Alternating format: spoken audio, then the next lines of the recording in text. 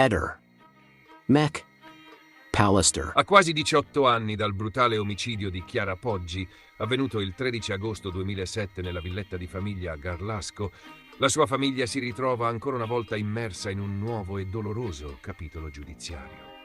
La procura di Pavia ha infatti riaperto un fascicolo di indagine, questa volta su Andrea Sempio, amico del fratello della vittima, ora formalmente indagato per omicidio in concorso, ipoteticamente con Alberto Stasi o con ignoti. La riapertura dell'indagine rappresenta un colpo difficile per i genitori di Chiara, Rita Preda e Giuseppe Poggi, che continuano a considerare un solo colpevole, Alberto Stasi, il fidanzato della figlia, condannato in via definitiva a 16 anni di reclusione per il delitto. Tuttavia, il prossimo 16 maggio si aprirà una nuova fase giudiziaria. Un'udienza in tribunale darà il via a un incidente probatorio, durante il quale verranno analizzati nuovamente i reperti rinvenuti sul luogo del delitto, confrontandoli con il profilo genetico di Sempio e potenzialmente con quelli di altre persone. Questo nuovo filone nasce da un'iniziativa della difesa di Stasi, che ha contestato la perizia genetica condotta nel 2014 dal professor Francesco De Stefano. All'epoca sulle unghie di Chiara venne isolato un cromosoma Y, elemento genetico maschile, che non fu però sufficiente per formulare accuse precise. Oggi però i genetisti incaricati dalla famiglia Stasi sostengono di aver identificato quel cromosoma in modo inequivocabile come appartenente ad Andrea Sempio. Da qui la decisione della procura di indagare ulteriormente. In un'intervista a Quarto Grado, i genitori di Chiara hanno voluto chiarire alcuni aspetti. Di cromosomi Y compatibili in un paese come Garlasco potrebbero essercene anche 500, ha affermato la madre. Sulle tracce genetiche di Sempio in casa, la donna ha spiegato che la sua presenza non era affatto inusuale. Mi ricordo Andrea giocare con mio figlio davanti alla TV o in camera di Chiara, al computer. E ha aggiunto che, a sua memoria, Chiara e Andrea si conoscevano solo superficialmente. Non mi risulta si siano mai fermati a parlare da soli. I Poggi sottolineano inoltre un dettaglio che, secondo loro, alimenta i sospetti. Se Sempio sapeva che Chiara era sola con il fidanzato, perché chiamare 5 giorni prima e poi presentarsi solo il 13? Riferendosi a una serie di telefonate effettuate da Sempio in quel periodo per cercare l'amico, poi scopertosi in vacanza con i genitori. La famiglia Poggi respinge anche le insinuazioni secondo cui l'atteggiamento prudente nei confronti delle nuove indagini sarebbe legato al risarcimento stabilito in sede civile a loro favore da parte della famiglia Stasi. Giuseppe Poggi chiarisce: avevamo chiesto molto meno, ma se lui versa 2/5 dello stipendio ci vorranno 40 anni. Io non ne vedrò la fine. Resta per i genitori una certezza granitica. È stato Stasi a uccidere nostra figlia. Tra gli elementi che li convincono, le famose scarpe pulite. Secondo il loro ragionamento, se Stasi fosse davvero entrato nella casa e salito le scale fino al punto in cui giaceva il corpo di Chiara, non avrebbe potuto avere le scarpe immacolate. I giudici hanno stabilito che, prima di recarsi dai carabinieri, Stasi sarebbe tornato a casa per cambiarsi e disfarsi delle calzature indossate al momento dell'omicidio. Un gesto che, per i Poggi, conferma il tentativo di occultare le prove. Un ulteriore interrogativo resta per loro senza risposta. Che bisogno c'era di buttarla giù dalle scale? Il corpo di Chiara fu infatti rinvenuto al piano inferiore, in fondo alla rampa interna. Una scena che ancora oggi non riescono a spiegarsi. Nel frattempo attendono gli sviluppi dell'incidente probatorio e le nuove analisi sui reperti. In un passaggio toccante, Giuseppe Poggi ricorda l'ultima volta che vide sua figlia. Avevo caricato l'auto per partire. Le dissi: se hai cambiato idea, facciamo in fretta il trolley e vieni anche tu. Poi le raccomandazioni di ogni padre: non aprire a nessuno. Nonostante tutto, i Poggi non hanno mai pensato di lasciare la casa dove si è consumata la tragedia. Non avrebbe cambiato nulla. E da quasi 18 anni convivono con un dolore che non conosce tregua, aggravato da processi che sembrano non finire mai. Il 10 maggio 2025, un episodio inquietante ha scosso la tranquillità di via Montebello a Livorno. Intorno alle 8:30 del mattino, un passante ha notato numerose macchie di sangue sul marciapiede e ha prontamente allertato il 112. Le tracce ematiche si estendevano dall'ingresso di un condominio fino al secondo piano, passando per le scale e i pianerottoli. Dinamica dell'evento. L'intervento immediato delle volanti della questura e della polizia scientifica ha permesso di avviare le indagini. Gli agenti hanno repertato tutte le tracce ematiche per analizzarle e determinare se appartenessero a una o più persone. Al momento non risultano feriti tra gli abitanti dello stabile.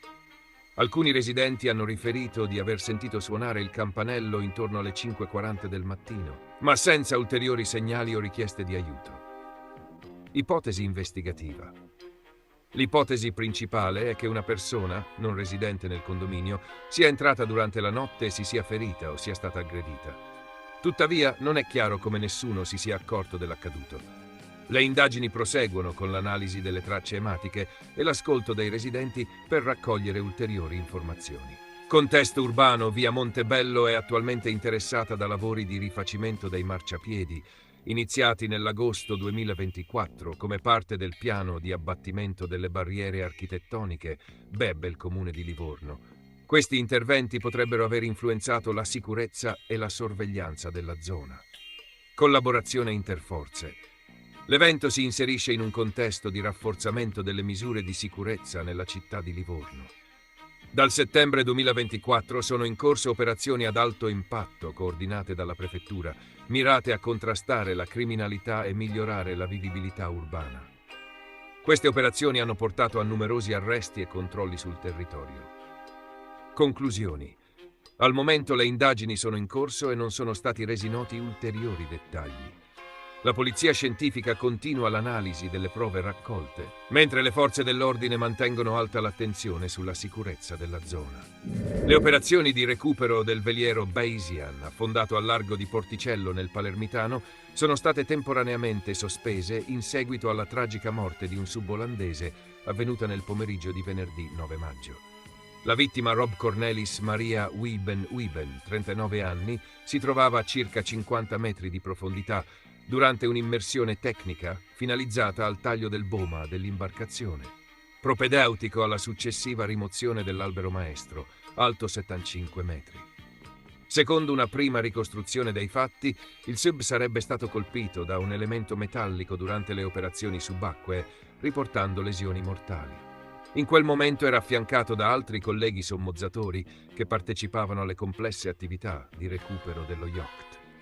A seguito dell'incidente, il pubblico ministero di Termini Imerese, Raffaele Cammarano, titolare sia dell'inchiesta sull'affondamento del Bayesian che di quella sulla morte del sub, ha disposto l'immediata sospensione delle attività della società incaricata dei lavori e il sequestro dell'area. È attesa inoltre la disposizione dell'autopsia sul corpo della vittima, al fine di chiarire con esattezza la dinamica dell'incidente. Le indagini sono in corso e mirano a verificare l'eventuale presenza di responsabilità o omissioni nella sicurezza delle operazioni subacquee. Si chiama Emanuele De Maria, nato a Napoli nel 1990, il detenuto in semilibertà ricercato per un tentato omicidio avvenuto alle prime luci dell'alba di oggi, sabato 10 maggio, a Milano. Intorno alle 6:30 De Maria ha aggredito con più coltellate un collega di origine egiziana di 50 anni davanti all'Hotel Berna in via Napo Torriani, dove entrambi lavoravano. La vittima come barman, l'aggressore come receptionist. Secondo una prima ricostruzione, i due avrebbero avuto un violento litigio culminato nell'accoltellamento. L'uomo ferito è stato soccorso in codice rosso dal personale del 118 e trasportato d'urgenza all'ospedale Niguarda, dove è stato immediatamente sottoposto a intervento chirurgico. Le sue condizioni restano gravissime e la sua vita è attualmente in pericolo. Subito dopo l'aggressione, De Maria è fuggito facendo perdere le proprie tracce. Sul posto sono intervenute rapidamente le volanti dell'Ufficio Prevenzione Generale e Soccorso Pubblico e successivamente gli investigatori della squadra mobile, coordinati dal dirigente Alfonso Iadevaia. Le ricerche del fuggitivo sono in corso. Emanuele De Maria è un pregiudicato con un passato penale pesante. Era stato condannato a 15 anni di reclusione per omicidio volontario. Il delitto risale al 2016, quando uccise a coltellate la 23enne Rakeb Umaima, una giovane tunisina che si prostituiva all'interno dell'hotel Zagarella di Castelvolturno, noto crocevia del traffico di droga. Dopo una breve latitanza, venne arrestato in Germania nel 2018 ed estradato in Italia. Al momento dell'aggressione di oggi, De Maria si trovava in regime di semilibertà presso il carcere di Bollate, beneficiando di permessi giornalieri per lavorare all'Hotel Berna. Tuttavia, già dal pomeriggio di ieri aveva disertato il lavoro e in serata non era rientrato in carcere, violando le condizioni del suo status detentivo. Il movente dell'aggressione non è ancora stato chiarito.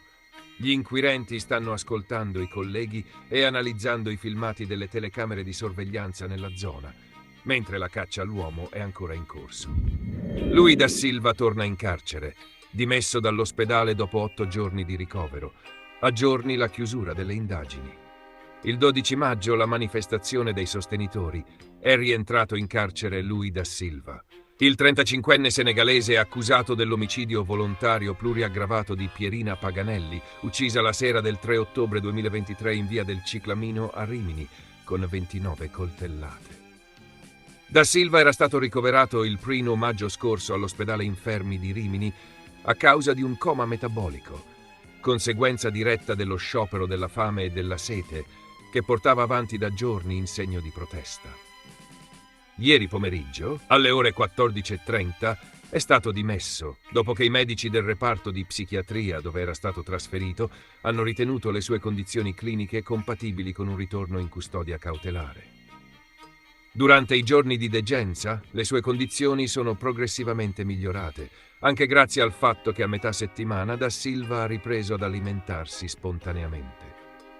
Ieri in ospedale sono stati ricevuti, su autorizzazione del giudice per le indagini preliminari, i suoi avvocati difensori Riario Fabbri e Andrea Guidi, oltre all'ambasciatore del Senegal. Dopo il colloquio è arrivato il nulla osta sanitario al trasferimento in carcere, dove Da Silva si trova detenuto dal 16 luglio 2023.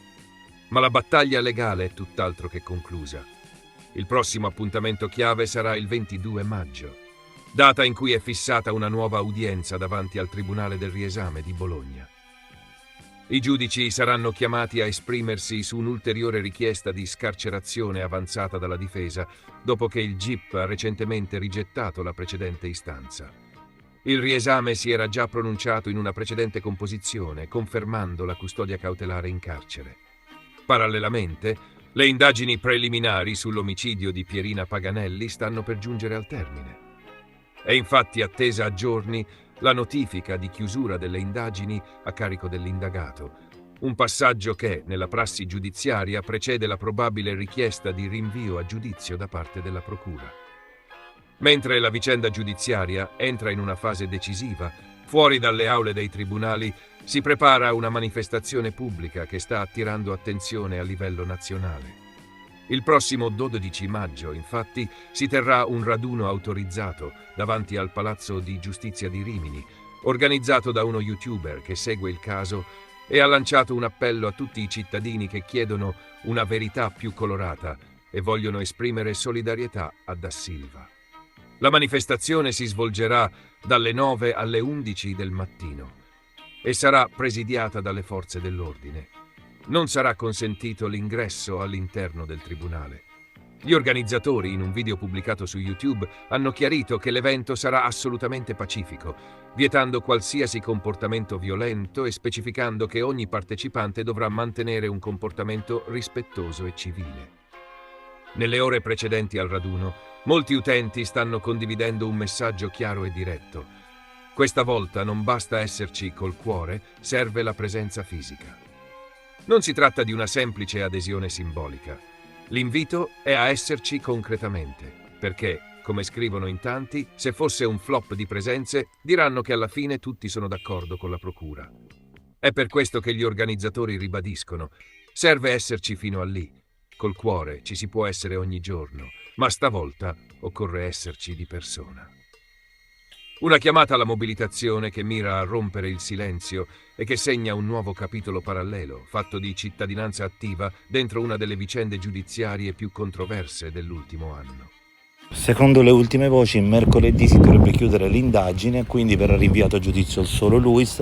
Evidentemente siamo appena in tempo per quella manifestazione che dopo mercoledì non servirebbe a nulla. Per chi finge di non capire il titolo della manifestazione, una verità più colorata si intende non solo rilevare le prove contro il colore nero, ma anche analizzare quelle contro il colore bianco. La frattura alla vertebra T2 non sarebbe più opera di Sebastiano Di Chi per lui, ma di Jack il fratturatore. Anche potrebbe essere legata allo spostamento del cadavere. Se è stato manipolato in modo brusco, sì. La professoressa Cattaneo dice che non risulta che ci siano state movimentazioni brusche, però questo non risulta, però potrebbe essere.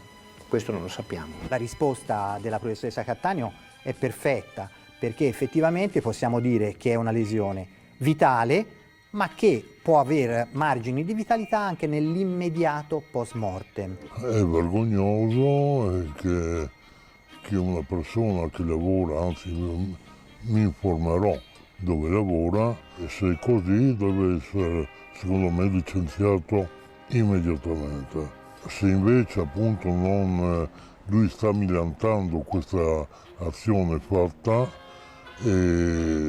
auspico che le autorità o la polizia giudiziaria appunto prendano i provvedimenti necessari, penali, anche per fargli pagare quello che ha detto. Doveva denunciare subito, dichiarare, cioè nella prima autopsia cosa era successo, cosa che non è stata fatta.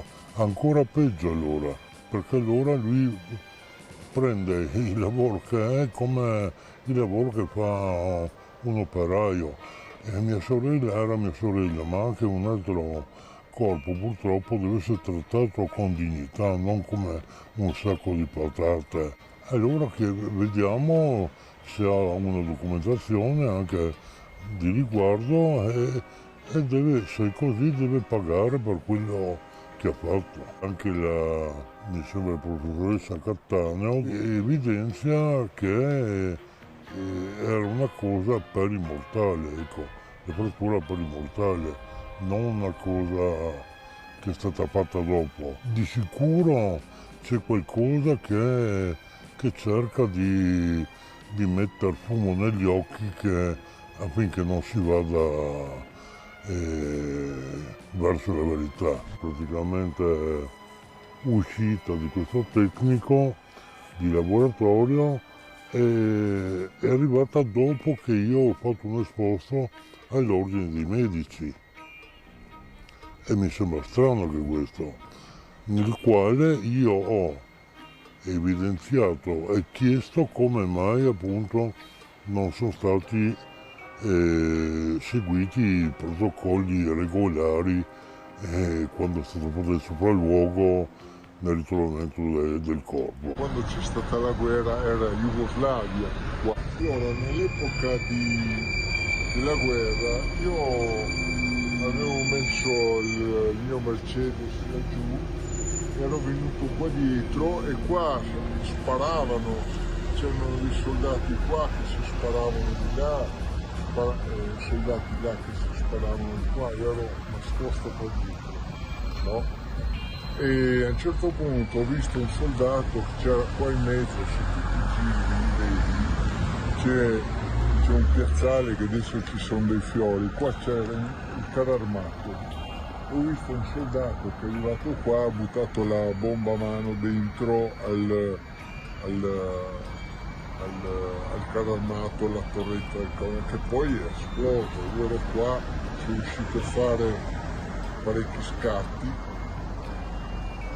di questa esplosione. Qua è stata veramente, ho fatto un reportage alcuni giorni, poi laggiù in fondo, ma adesso molto lontano, sono stato catturato assieme ad altre persone, ma sto qua erano talmente ubriachi che si sono un po' allontanati.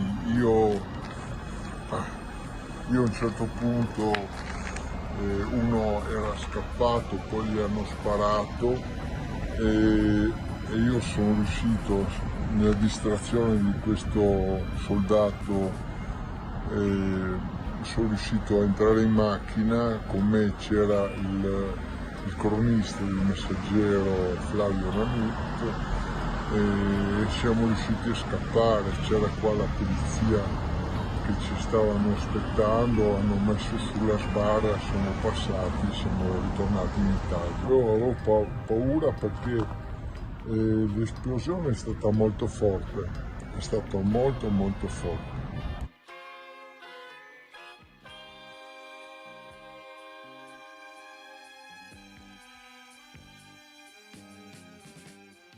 Ehi, non dimenticare di iscriverti a questo canale.